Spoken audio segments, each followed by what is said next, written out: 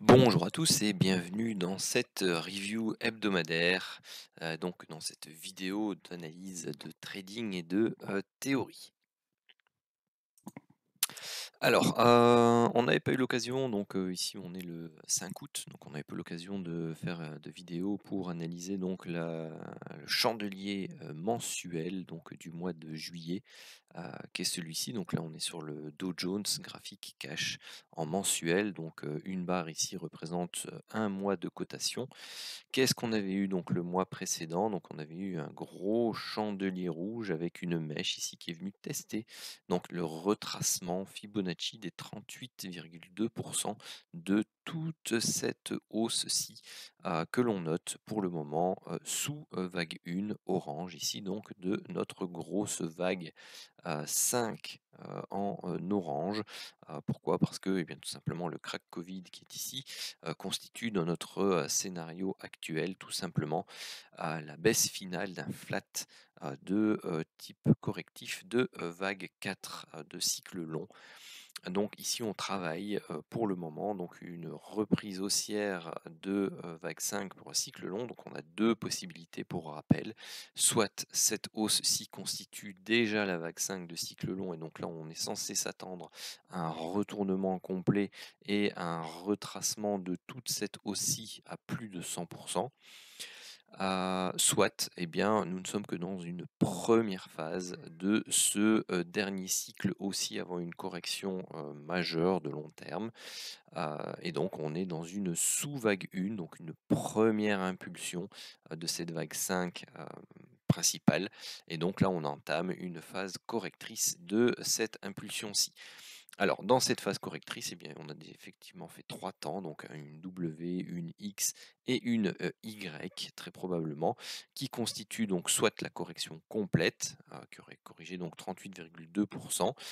C'est pas la correction la plus commune pour une vague 2 parce qu'on retrace généralement plus autour des 50 à 61,8% de la première impulsion. Donc il est tout à fait possible que cette structure-ci ne soit pas terminée, donc ce soit tout simplement une première phase de la structure correctrice de plus long terme. Et donc on devrait s'attendre ici à quelque chose de nouveau en trois temps, et puis derrière quelque chose de nouveau en trois temps pour aller rechercher les 50%, voire en 5 temps pour aller rechercher les 61,8. Donc soit une structure en W, X, Y de plus long terme, soit en A, B et C pour une structure en flat. Alors, le chandelier mensuel que l'on voit ici, eh bien, c'est un chandelier très sympathique pour les velléités haussières ou pour les acheteurs. Pourquoi? Tout simplement parce que on a essayé de refaire un nouveau plus bas, on n'y est pas arrivé, donc on a échoué à repasser sous les plus bas qui avaient été faits le mois précédent. Donc ça déjà, c'est un point important. Deuxième point important, c'est qu'on est remonté quasi jusqu'au niveau de clôture du chandelier précédent et donc on a fait une contre-attaque haussière ici qui était relativement puissante. Donc il faudra voir si elle se poursuit ou si justement, eh bien, on a de nouveau une contre-attaque baissière qui ne corrigerait, qui corrigerait autour des 50% de ce chandelier haussier-ci avant de refaire une correction haussière pour justement faire ces trois temps. Donc premier temps, deuxième temps, troisième temps, pour venir buter ici sur la zone des 34 100 points qui sera une zone importante à surveiller puisque c'est la zone médiane ici de cet ancien range mensuel. Alors nous voici sur le graphique hebdomadaire, donc j'ai nettoyé un peu par rapport aux dernières analyses pour que ça puisse apparaître de manière plus claire. Donc là vous voyez le retracement des 38,2 de la grande structure, donc ça je vais l'enlever aussi, on le garde en mémoire. Qu'est-ce que l'on constate actuellement dans le schéma baissier actuel? Eh bien tout simplement on voit très clairement les trois temps baissiers, donc le premier temps, le deuxième temps et le troisième temps qui constituent donc cette première structure. Alors, je vous ai ajouté plusieurs choses ici sur le graphique. La première, cette grosse horizontale rouge pointillée, qui est une zone de polarité en fait, tout simplement. Euh, je vais peut-être vous ajouter même encore autre chose. C'est ceci. Donc je vais vous prendre la partie haute.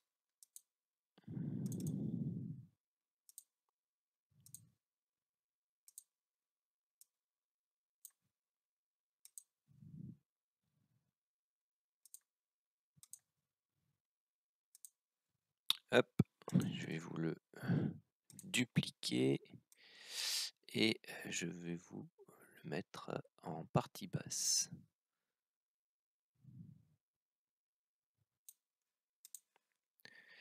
Voilà, donc à peu de choses près, voilà ce que vous pouvez remarquer, c'est que tout simplement, c'est vraiment la ligne médiane d'une structure de range. Donc c'est les 50% de retracement de toute cette baisse.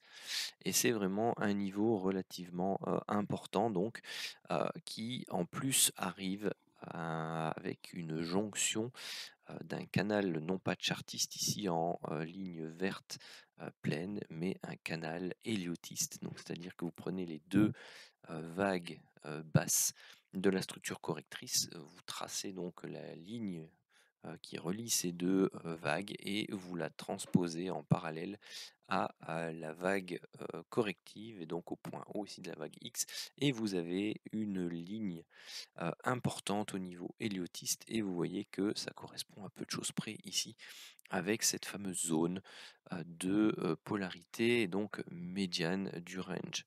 Donc en plus si on mettait même Ishimoku dessus, bah, il est là d'ailleurs, hop. Hmm, à peu de choses près ici, hein, vous avez la Kijun 50% qui arrive là, mais j'aurais espéré quand même sur Ishimoku avoir un peu plus de plat sur cette zone. Bon, c'est pas le cas. Vous avez juste le plat ici SSB qui se trouve là-bas et qui est pile poil dessus en fait. Bon, c'est quand même déjà pas mal, hein. C'est une Kijun 52 périodes, hein, le plat SSB, donc je l'utilise dans certains de mes setups, notamment si vous suivez les vidéos. Donc le Full King Scalp, donc c'est une Kijun 52 périodes qui est utilisée. Donc vous avez ici sa représentation en pointillé rouge. Donc ceci constitue une zone, donc on est autour des 33 000. Si on prend le haut ici, donc 33 000 et 33 300, on va dire. Donc vous avez cette zone ici, 33 000, 33 300, qui sera importante au niveau psychologique et chartiste. De plus, si vous prenez ici le RSI 14 périodes, donc sur le graphique journalier hebdomadaire que l'on regarde, eh bien on arrive sur la zone de résistance qui est la zone des 50%. Donc très important, cette zone, elle pourrait avoir un impact négatif sur les cours. Donc aujourd'hui, on est vendredi 5 août, vous voyez, il est presque minuit.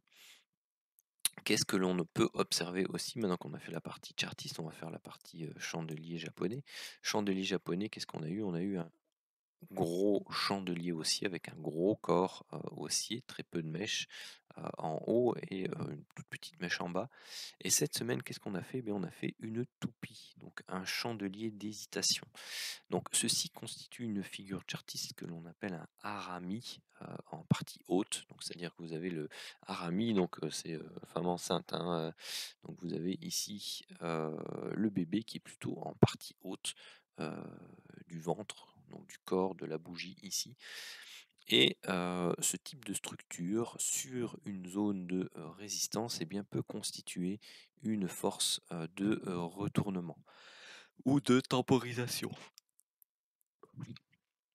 Donc voilà les éléments que l'on a en notre possession sur l'hebdomadaire.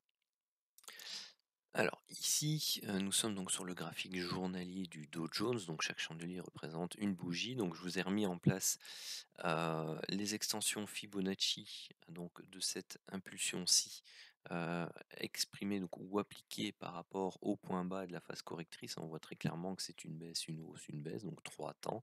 Ceci fortement impulsif, donc une impulsion, une correction et là on observe une impulsion. Alors cette impulsion-ci peut être de 2 types. Soit on a fini la structure correctrice et donc ici on a vague 1, vague 2 et là on travaille une vague 3 et son objectif théorique se situe autour des 161,8 d'extension, donc 161,8 de cette amplitude-ci à 200. Et donc on est effectivement parti pour aller rechercher ces niveaux et donc faire une vague 3 aussi entre 2 pour faire une vague 4 et aller rechercher une vague 5 autour des 261,300. Sinon, le deuxième cas de figure, c'est celui que je vous présentais tout à l'heure, c'est-à-dire qu'on est en train de faire donc une, seconde partie de la structure correctrice à de plus long terme et donc ici on est en train de travailler donc une vague C qui pourrait, aller rechercher également donc cette fameuse zone ici, des retracements, des 50 de, toute la structure baissière ici, donc je vous ai mis le retracement Fibonacci à 61,8. Donc vous voyez, on a vraiment, différents niveaux, qui sont présents ici et qui correspondent bien souvent, donc comme les 61,8 ici, à un niveau de chartiste également, donc c'est autour des 34 170.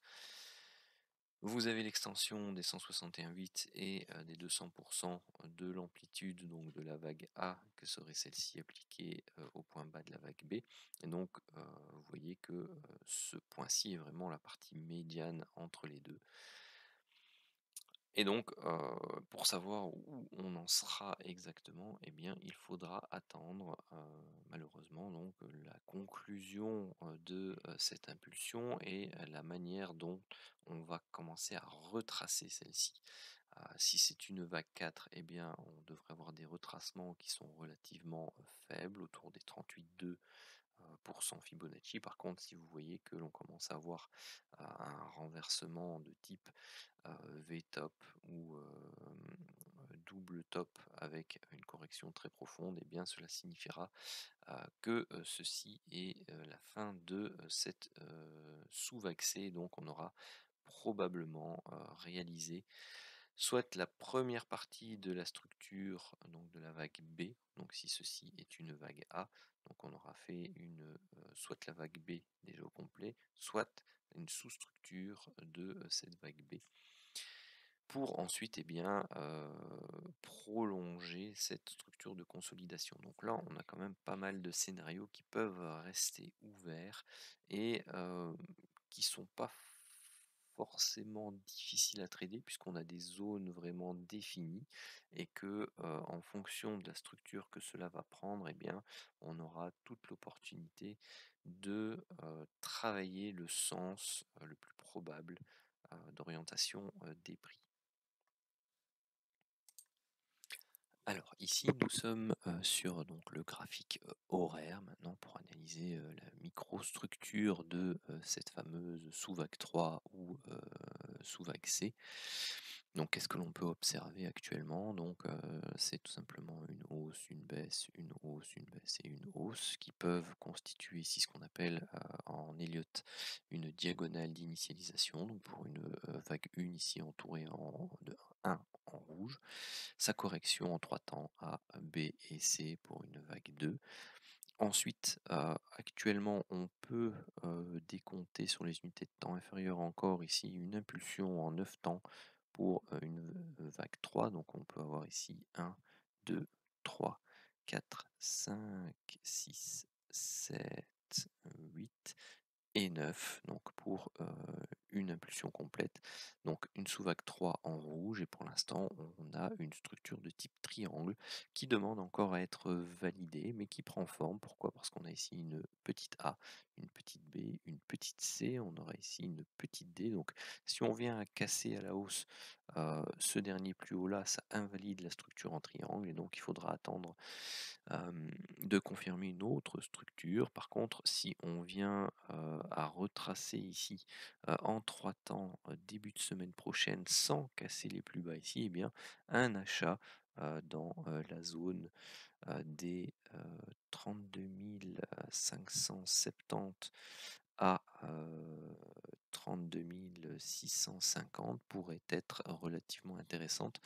Donc cette zone-ci, vous voyez que c'est une zone de support et résistance au milieu du triangle. C'est ce qu'on va appeler, ou c'est ce que moi j'appelle l'apex du triangle. Donc l'apex, normalement, c'est la jonction entre les deux diagonales de compression du triangle. Et donc ce point-ci constitue ce qu'on appelle l'apex. Moi, je préfère prendre la zone de support résistance et donc de polarité médiane du triangle comme zone euh, d'apex en fait. Enfin, je devrais plutôt l'appeler zone de polarité, tout simplement.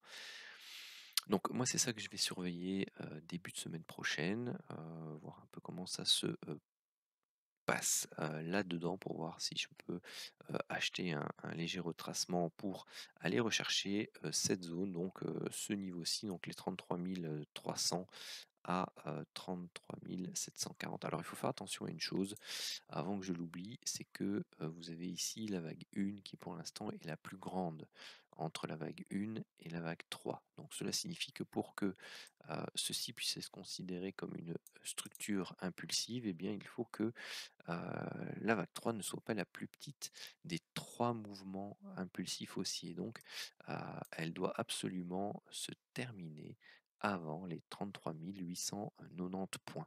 Donc, vous avez ici une zone parfaite pour ce type de vague 5, donc entre les 33 300 et les 33 750. Donc, on va voir comment ça se passe. Et donc, tout simplement, il faudra être patient et vous avez la possibilité donc de voir apparaître ce type de scénario-là pour terminer la sous-vague 5. À partir de là, vous avez la possibilité de voir une structure correctrice ici en dessous, hein. Je sais pas pourquoi, enfin pardon, là-dedans, je prends un triangle, parce que c'est la structure la plus répandue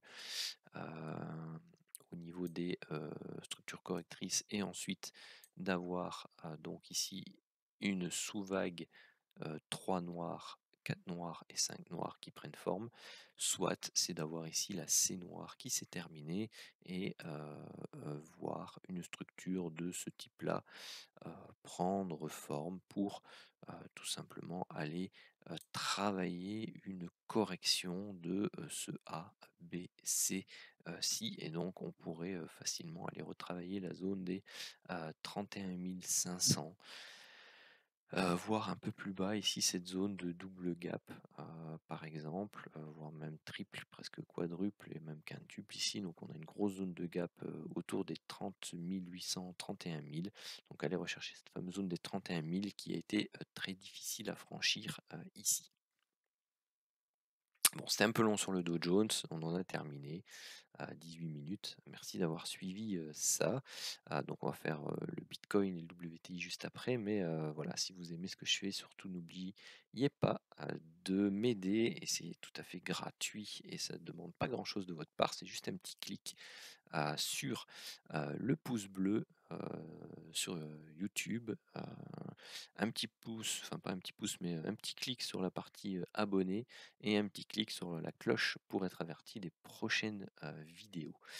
Je vous remercie d'avance pour votre soutien. Alors, nous voici sur le Bitcoin. Alors, ça va aller un peu plus vite. Pourquoi? Parce qu'il n'y a pas grand-chose de nouveau par rapport aux semaines précédentes. Bon, on a une réaction ici, un petit chandelier vert. Donc là, on est sur le graphique mensuel. Réaction sur zone de support potentiel ici. Après un gros chandelier baissier rouge, donc on a eu qu'une toute petite réaction haussière, hein. Vous voyez, c'est un quart, c'est 25% de ce corps-là, donc c'est pas grand-chose. Si on va voir sur l'hebdomadaire, eh bien, on est toujours, décidément, c'est pas ça que j'ai besoin. On est toujours dans ce canal ascendant qui pour moi pour l'instant reste toujours un canal de type correctif. Pourquoi? Parce que ici c'est fortement pentu et là c'est assez plat. Donc pour moi j'attends toujours une cassure par le bas de ce canal et une recherche de la zone suivantes, donc entre les 12 000 et les 15 000 points pour terminer donc cette structure baissière-ci. Au niveau hebdomadaire, bon bah, pas grand chose à dire, hein, ce sont toujours des chandeliers d'hésitation à l'intérieur de ce canal, donc bon, ça dit ce que ça veut dire. On hésite et on monte en crabe. Donc vous le voyez ici en journalier. Euh, voilà, donc vous faites ici toutes des chandeliers baissiers assez longs, fastidieux, bref, c'est pas la joie sur le Bitcoin. Donc voilà. Mmh, on attend, on peut toujours faire ici un dernier plus haut avant de casser. Les excuses, il est tard. Je baille par contre. Je vais vous le remettre, mais on a déjà testé la zone des 50%, c'est limite pour une vague 4. C'est pas interdit de la franchir, de tester un peu au-dessus, voire les 61,8, puisque la vague 3 était très profonde. Maintenant, c'est pas un cas d'école, quoi. C'est vraiment, on se croirait dans une action où il n'y a pas vraiment beaucoup d'échanges, beaucoup de volume. Ce sont des, par rapport à la vague 2, la vague 4 est interminable. C'est pas le genre de structure qui me botte euh, pour le, pour le trading. Euh, et pour l'analyse, bah, c'est un peu, c'est long. Tout simplement. Donc toujours en attente, moi ce qui m'intéresse, ce sera le break, le décompte de la structure baissière qui se mettra en place pour ensuite tenter un achat long terme sur le Bitcoin. Alors, le WTI ou le pétrole américain, eh bien, on est toujours à la recherche. Donc, on a fait le dernier plus bas par rapport à ce niveau-là, donc ça c'est pas mal. Euh, Par contre, moi je suis toujours à la recherche de cette zone-là qui me paraît être la zone idéale. Donc attention, on est juste au-dessus. Qu'est-ce que l'on voit en journalier? On voit tout simplement l'inverse que ce que l'on vient de voir sur ce que l'on a vu sur les indices, enfin, sur le Dow Jones. Vous avez ici eu une grosse journée baissière et puis derrière un chandelier d'hésitation. Donc c'est un harami qui lui a une vocation plutôt soit de latéralisation avant un dernier plus bas, soit de structure de retournement pour venir donc valider cette divergence qui traîne, mais qui est toujours pour l'instant valide, puisque l'indicateur ici n'a toujours pas fait un nouveau plus bas. Donc tant qu'il reste au-dessus, eh bien un setup de divergence est possible. Et maintenant l'oblique à casser pour ce setup de divergence, c'est celle-ci. Alors maintenant, si on va voir un peu sur est-ce que le 4 heures ce sera suffisant. Euh, ouais, peut-être l'horaire.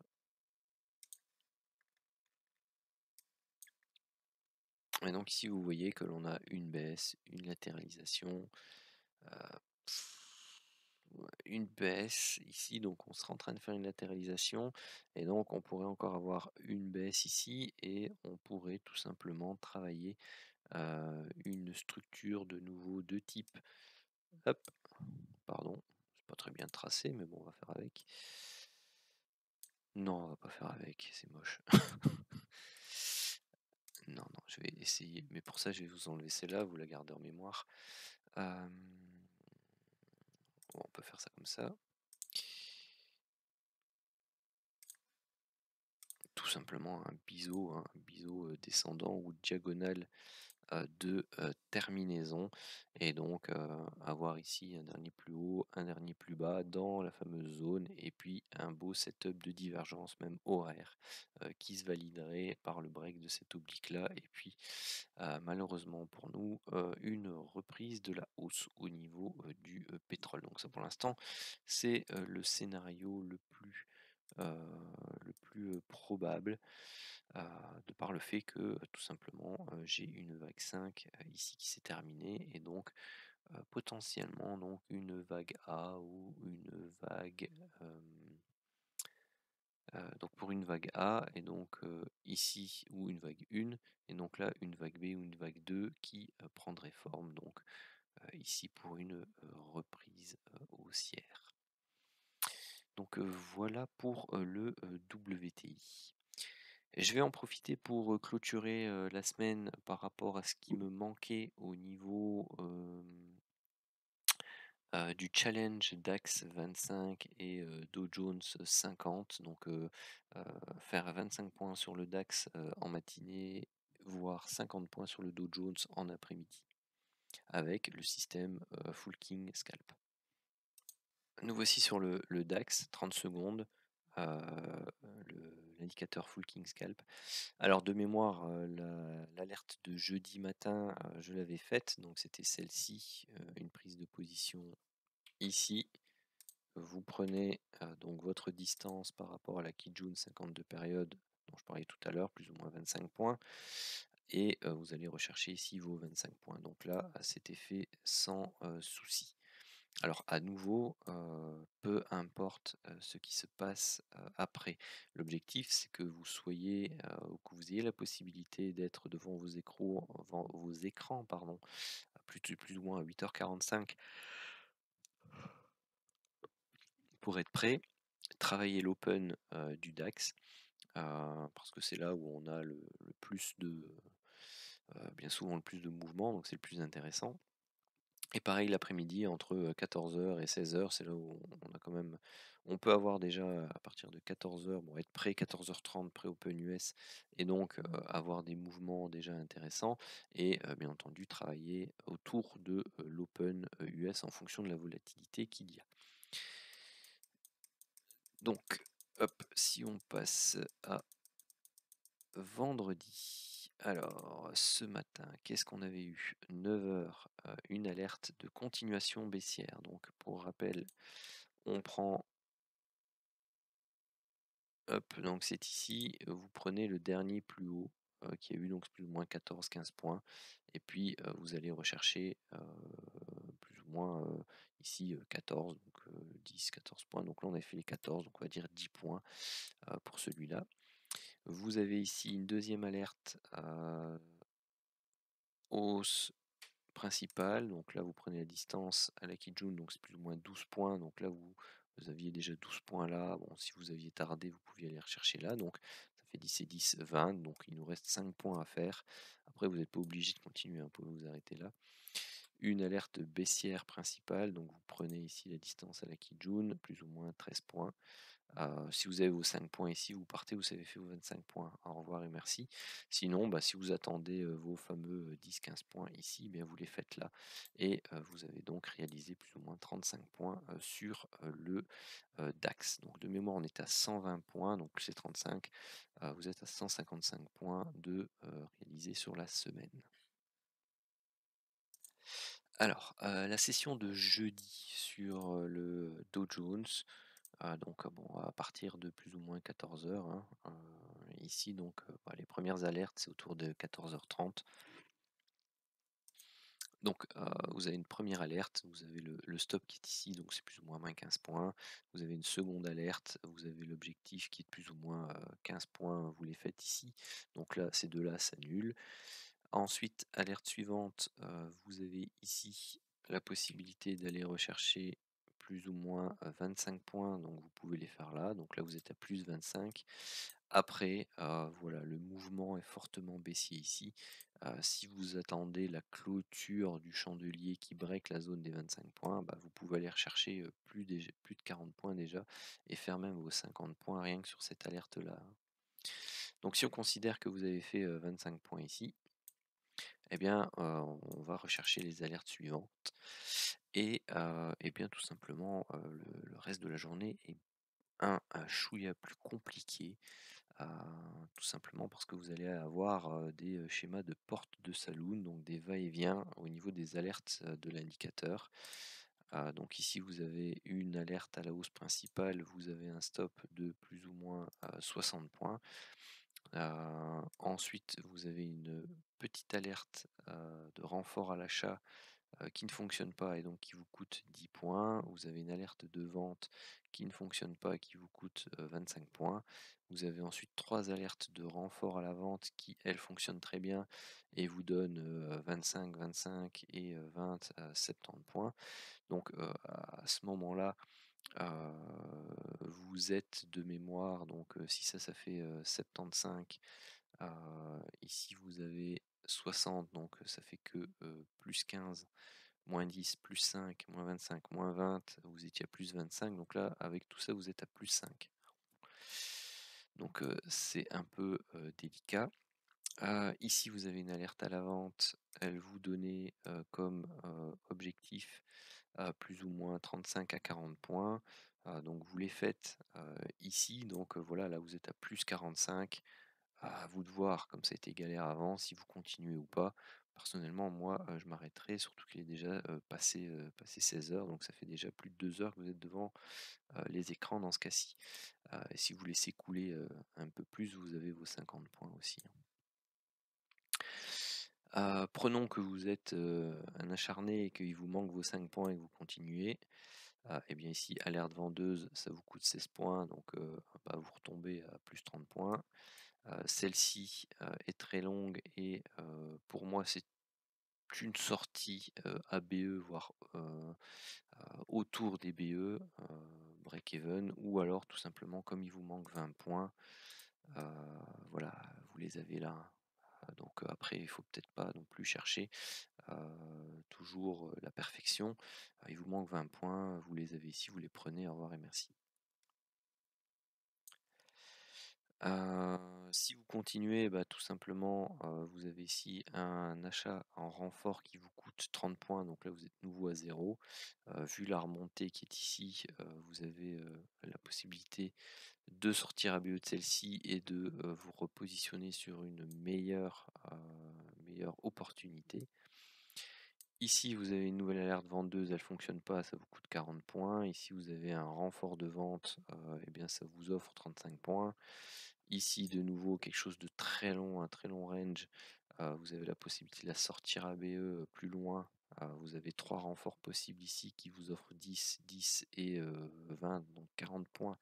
Vous avez ensuite la sortie ABE, vous avez le stop ici de ce renfort aussi ici de 20 points. Vous avez la vente là qui vous donne 30 points. Vous avez l'achat là qui vous donne 30 points. Et puis en fait, vous voyez que ces deux-là vous donnent la possibilité de terminer à plus 60 points. Ça veut dire que tout ce que vous aviez fait avant, ça vous amenait à 0. Donc voilà, vous pouvez avoir de temps en temps des journées qui sont un peu ardues comme celle-ci.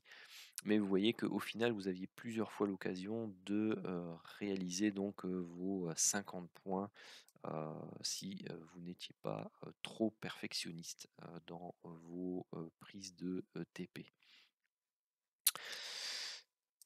Ensuite, donc si on en vient à la journée d'aujourd'hui, donc vendredi, journée particulière, hein, puisque vous aviez les NFP, donc vous voyez ici, donc c'était les annonces d'évolution du chômage au niveau des États-Unis. Vous aviez une première alerte ici qui vous donnait la possibilité d'aller rechercher vos 10 points. Donc ici vous faisiez 10 points. Et là vous avez quelque chose de particulier parce que vous avez un énorme chandelier baissier de plus de 130 points. Ah bah là je vous l'ai mis juste pour que vous puissiez voir, mais on faisait les 130 points d'objectif dessus. Euh, Personnellement, c'est pas le genre de chandelier que je travaillerai. Pourquoi? Parce que vous avez votre stop qui est énorme. Ou alors tout simplement je divise mes lots en conséquence et donc je vais rechercher les objectifs classiques. Et donc si vous divisez vos lots par 3 par exemple, eh bien vous avez les 10 points qui sont là plus les 40 qui sont là, ça vous fait vos 50 points au total. Donc votre journée ici peut être faite. Si on prend le cas où vous n'avez pas tradé celui-là et qu'on va regarder les alertes suivantes, eh bien ici vous avez la possibilité de prendre une vente qui se passe pas bien et donc vous avez un stop de 30 points, un achat qui se passe bien, vous avez votre objectif 30 points, donc vous êtes toujours à plus 10. Ici un achat qui se passe pas bien, vous êtes à -30 sur ce trade-là, donc ça fait -20 au total. Ici, vous avez -15 en plus, donc vous êtes à -35. Ici, vous êtes à +20, donc vous êtes à -15 au total. Ici, vous êtes à -55, donc ça vous fait -70. -70 moins les 20 qui sont là, ça fait -90. 2 fois 30, vous êtes à -30, -10, +20, +30 et +50. Donc voilà, c'est tout juste. Mais là, vous avez dû de nouveau trader toute la session américaine pour pouvoir arriver en fin de compte à votre bilan des 50 points. Donc vous aviez de nouveau la possibilité, soit au tout début de les faire, soit à la fin de les faire. Donc on a ici réussi de nouveau le challenge de faire plus 50 points sur la session américaine. Et donc, je ne sais plus combien on avait. Donc là, on avait 50, on avait les 60, donc ça fait 110, plus les 50, donc ça fait 160, plus les 80, ça fait 240. 240. Ah oui, on le voit pas parce qu'il n'y a pas assez d'historique. 240, et puis bon, si on compte qu'on ait fait 50 points, il me semble qu'on ait fait un peu plus. 240, ça fait 290 à 300 points sur le Dow Jones. Donc vous avez un bon gros 550 points en travaillant le DAX le matin et le Dow Jones l'après-midi sur une semaine. Donc ça vous fait une belle marge de progression sur la semaine par rapport à votre capital. Voilà, c'est ici que je termine cette vidéo.